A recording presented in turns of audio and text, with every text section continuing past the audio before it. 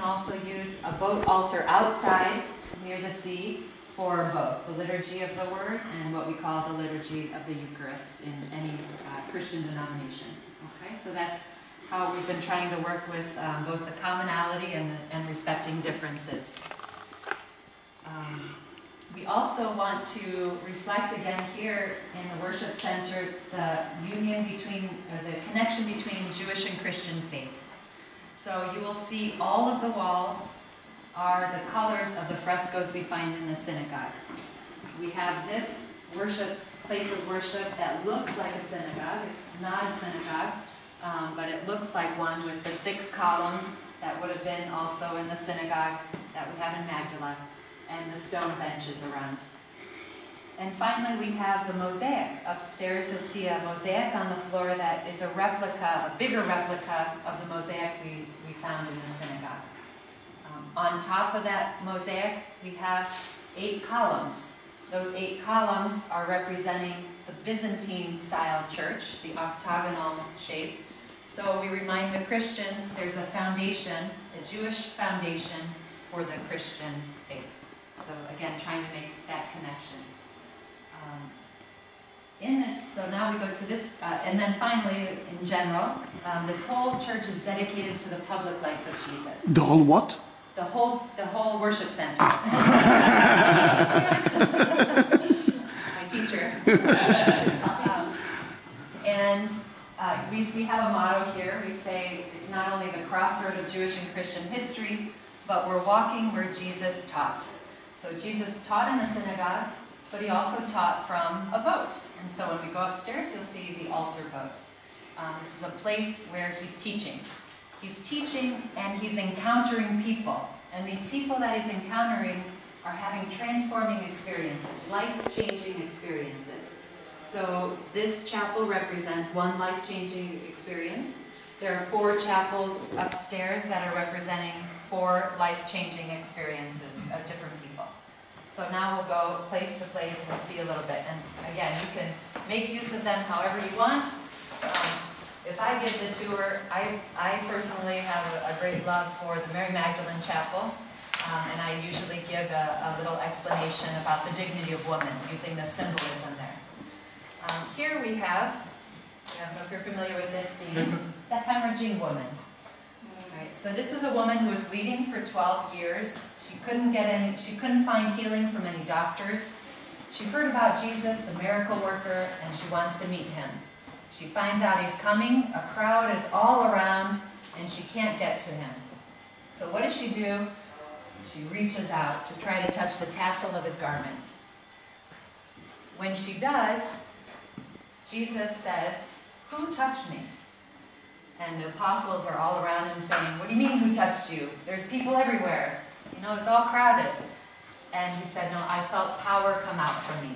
And so there's that light of the power coming out. And then she confesses, "It was me."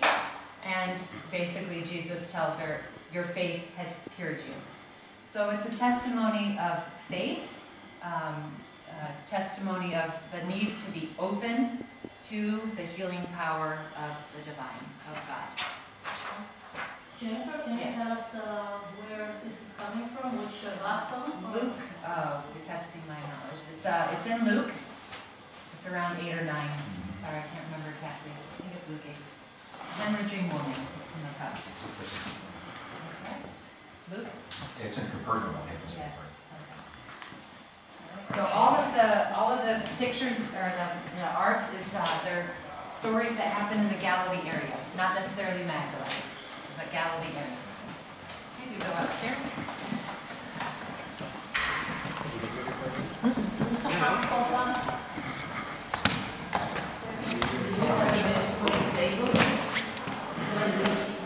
No, but we can drive them and bring them down the ramp. We're still working on it. No, but if you go upstairs. No. That's why I'm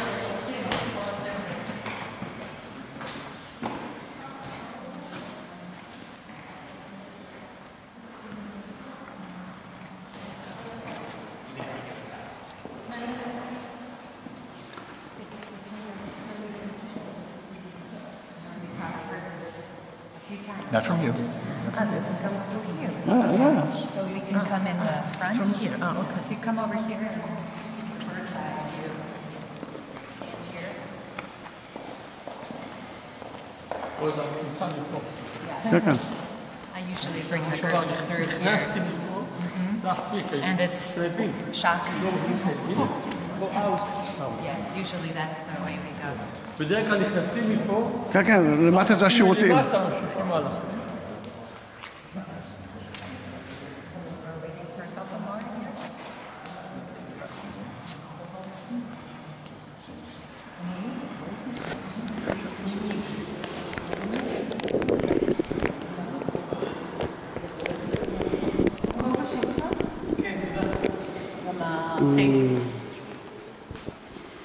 You can start, they will come. If you start, they will come. All right, so we could I sum up this whole thing in Luke chapter 8, verses 1 to 3. So Luke chapter 1 speaks about Jesus coming to the Galilee area and teaching in the Galilee area, teaching from the synagogue, taught from a boat. So here, the boat is over top of where the port was. You can see, as you saw from the excavations. The boat is Lebanese cedar, and it has a mast and a sail. Okay, the mast and the sail represent the cross and the resurrection shroud. We don't have a crucifix here. Jesus was crucified in Jerusalem. That's the excuse Father Juan Solana gives. But we want to remember that after the resurrection, Jesus came to the Galilee area to teach, and so that's why we have the shroud. We also have a tabernacle here. The Catholics will recognize the little box on the side. That box has an image of a basket with 7 loaves.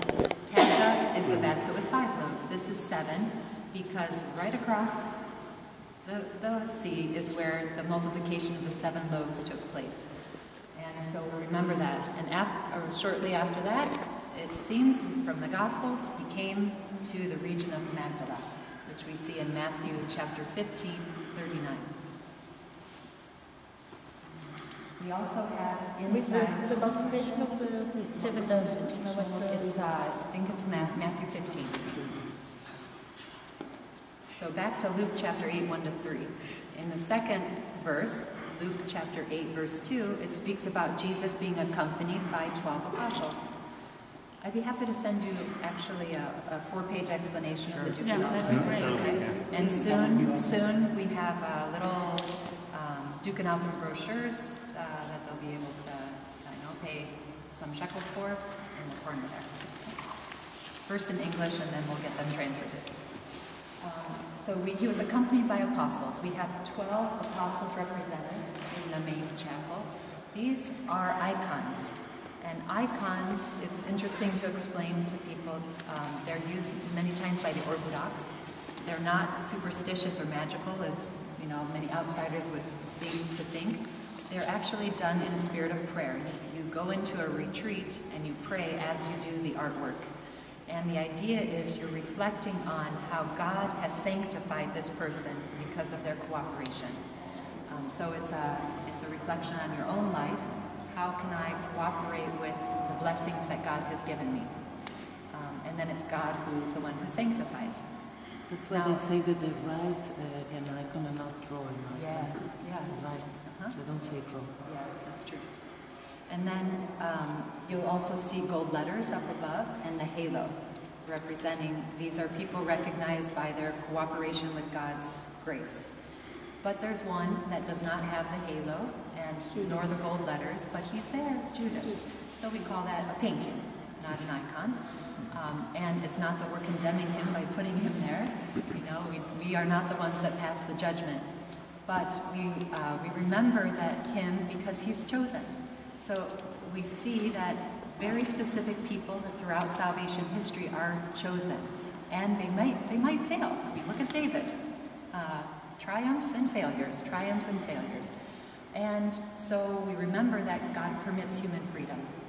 And then if we think about the Christian salvation aspect of redemption, Christ died on a cross as the sacrifice for the sinfulness of man. Right? He's considered the ultimate sacrifice, and no more sacrifice is needed. So actually there's a triumph. Despite the human failures, the ultimate triumph is God's. Okay, so that's what it represents. Is Paul represented? Paul? No, Paul's not here because he was not one of the first 12. Then, all right, we go back to Luke chapter 3. These are by a Chilean artist. We go back to the phrase, Luke chapter 8, verse 1 to 3. And we go to the third verse. And this speaks about women who accompanied Jesus. The first one named among those women is Mary Magdalene. And so if you look at the columns, we have some of those people named. Mary Magdalene, okay, Susanna and Johanna, there. They're in Latin. So, Johanna was the wife of Herod's steward. So she was from an influential family. This one means many other women. Aliemute. And all these women cared for Jesus out of their own resources. They were supporting his mission. So it shows, so if you think of that context and then all the other names that are here, these are all women in some way who are accompanying Jesus in his ministry. Now, take out the columns of a church and what happens? It falls. So it's representing the elegance, the strength, and the role that women have in the church. Something important in building the kingdom. Then we have, the one column there has no name. And this is representing women throughout history. Okay, so I invite the women, if you want to go over and spiritually graffiti your name there, you can. So it's representing them. You see the mosaic there. Then we have a saying up here. And this saying is written, it's taken, it's an extract from Pope John Paul II. It's an echo. It's not the exact words, but echoing Pope John Paul II's letter on the dignity of women. He wrote about how women have a dignity just because they're made in God's image and likeness, plus they're redeemed by Christ, and plus they have a role in the world, not just in the church, but in the world, to transform society with humanizing feminine values that they offer, qualities they offer.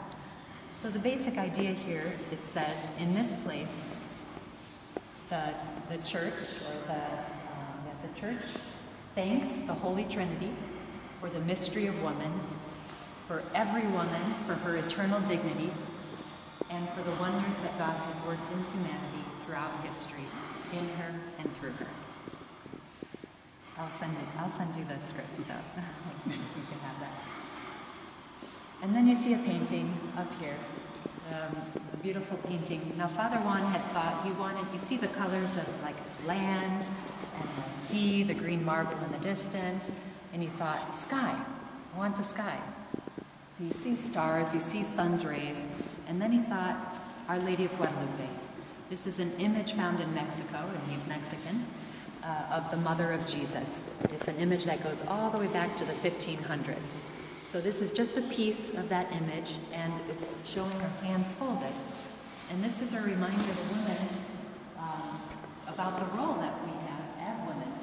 For example, Mary, the mother of Jesus, had to let her son go, and finally at 30 years old, go out. And that was probably painful for her, as many mothers experience, let their kids go, and they're gonna do what they think they need to do, but they still accompany them, like their heart is still with them, and many times they accompany them in prayer. So that's a reminder of their intercessory role. Then the baptismal font. There are a lot of parallels you can make between the Jewish and the Christian faith here. Baptismal font, we have the purification baths, which are the religious rite of purification, right, the cleansing. The baptismal font, one-time cleansing or purification in baptism. Baptism makes you a new child of God, a son or daughter of God. We say an adopted child of God. So it gives you new life. This new life takes place inside the womb of a mother, right? So we have the symbol of the baptismal font in the midst of the woman's atrium, representing the womb. We say baptism is like the womb of the church, or it's beautiful. I heard a rabbi, that one rabbi says when you enter the mikveh, it's like you go into the womb, into the tomb, and when you come out of the womb, right? It's kind of a similar idea of the church. You're born from the church's womb, into the world with new life. And so also you think of the woman, right? The woman is a protector of life in her womb, and we say that she's a co-creator. Man and woman are co-creators, but she's the one that bears that life for 9 months. Any questions about this part? One of the ladies over there. Okay, we have It's not from Martha and Mary. They were sisters of Lazarus. Lazarus was risen from the dead. Salome is the mother, a feisty mother of James and John, 2 apostles. She asked Jesus, "Let my son sit at your left and your right when you enter into the kingdom." And he said, "Oh, that's not mine to give." And this is Sokrusimigos Petru, or Simon Peter's mother-in-law. Okay, so Simon Peter was Peter. His name was changed. His mother-in-law was cured by Jesus. They're from Capernaum. Where do we have her name? Another woman who followed Jesus. But how do we know her name? Oh, we don't. Socrus means mother-in-law. Oh, okay. Mother-in-law of Simon Peter. And we have Cleopas. This is one of the Marys. There were 3 Marys found at the foot of the cross. Mary Magdalene, the mother of Jesus, and Mary Cleopas. And tradition says it's Jesus' aunt. So somehow related to Mary, the mother of Jesus. It has reference in the gospel. John, look at that. The reference is on the side. John. But Jesus' aunt is not. That's tradition, like oral tradition. So now we go to. Okay, I was going to get you out of here at 12:30. We'll go see the chapels. I don't want to get them. Some have to go. So All right. I'll show you the chapels briefly. Okay. Mary Magdalene.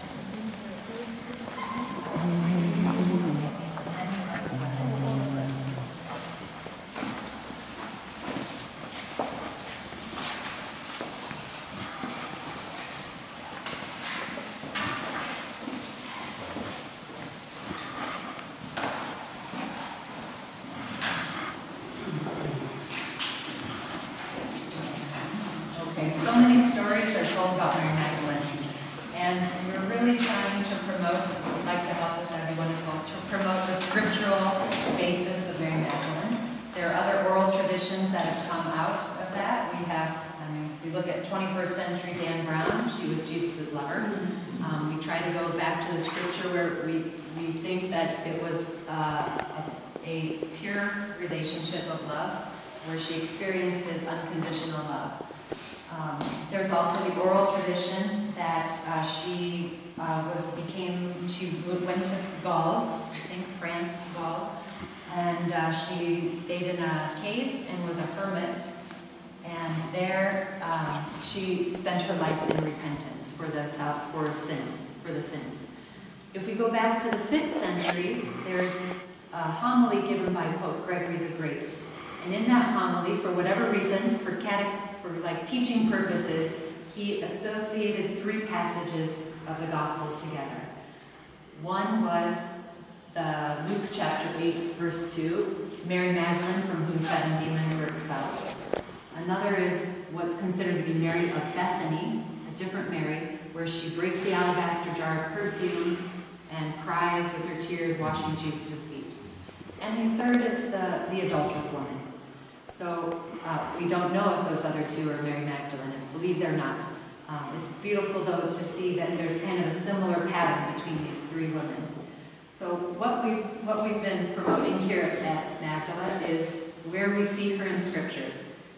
Luke chapter 8, verse 2, Jesus expelled, she's named as the first one of his followers, and it says, Mary Magdalene, from whom 7 demons were expelled. It's in Latin. The next time we see her is not until John 19. And there she is at the foot of the cross. So something happened between an encounter and then who knows how much time later she's there at the foot of the cross, one that didn't flee. And we see her again after the resurrection in the garden when Jesus appears to her and gives her a mission and says, "Go and tell my apostles I go ahead of them to Galilee." So she's sent off, right? Mission. So what takes place here? This, you can use your imagination and the symbolism if it helps. We have here 6 little demons and 1 big snake. And I see this as representing over here the town as the world. And we have a saying in Christianity, you know, that the world can tempt you. Creation is good. God created all things good, but sometimes we focus so much on creation and we lose sight of the Creator. And it's a reminder to us to turn our eyes back to what is essential. What's essential in life? And so it's a reminder, Mary Magdalene is turning her eyes or her gaze to Jesus. And Jesus is here, over in the desert conditions. It looks like desert, although there's Mount Arbel in the back. Despite the desert-like land, there are flowers blooming. And we say where Jesus is, there is life. Then there's palm trees here. And the palm trees represent the righteous one, the just one. If we think of Jesus, he is the just one. And someone who's righteous is capable of looking upon others and seeing the truth of who they are. And so Jesus looks upon Mary and sees the truth of who she is. First, that she has a problem. She has 7 demons and she needs some help, right? And second, he looks upon her with love and sees the beauty that she has because she's created in God's image and likeness. So this is the truth, you know, her past and her present mixed with the beauty of her dignity as God's creation. And so he decides to help her. He sticks out his finger, not condemning her, but rather giving her new life, and he's expelling those demons. That image there is like the Sistine Chapel, Michelangelo's God the Father and Adam, the new life being given. And there's Mary holding out her hand, which is very symbolic of a woman's nature, her psychological, her spiritual, her way of being. She is receptive. Even our physical nature is receptive and welcoming. So that's symbolic of woman. And then her hand is over her heart, guarding the treasure that she's received, this experience of unconditional love. And we hope, we pray that people have that experience here. Jews, Christians, non-believers, that they experience somehow peace